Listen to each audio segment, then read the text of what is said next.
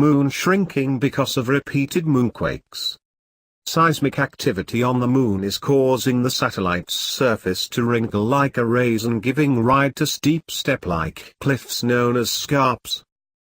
The researchers found that moonquakes, first observed by Apollo astronauts over 50 years ago, tend to happen when the Moon is at or near its apogee, the point in the Moon's orbit when it is farthest from Earth.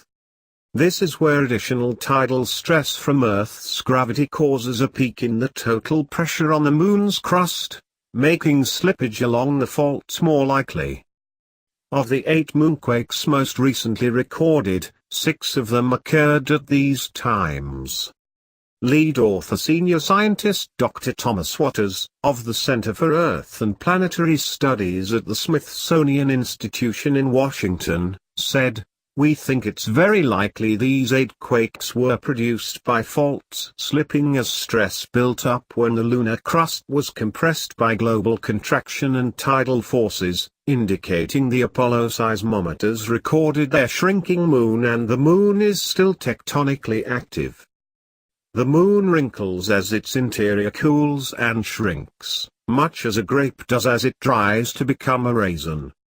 But unlike the flexible skin on a grape, the Moon's crust is brittle, causing it to break as the interior shrinks. This results in faults on the surface where one section of crust is pushed up over an adjacent section. The scarps tend to be around 10 yards high and a few miles long, making them resemble a giant stairway on the lunar surface.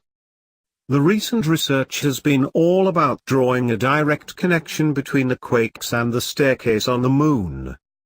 Professor Nicholas Schmer, a geologist at Maryland University, said, "We found a number of the quakes recorded in the Apollo data happened very close to the faults seen in the LRO imagery. The photographs also show physical evidence of geologically recent fault movement, such as landslides and tumbled boulders." He said, "It's quite likely the faults are still active today. You don't often get to see active tectonics anywhere but Earth, so it's very exciting to think these faults may still be producing moonquakes."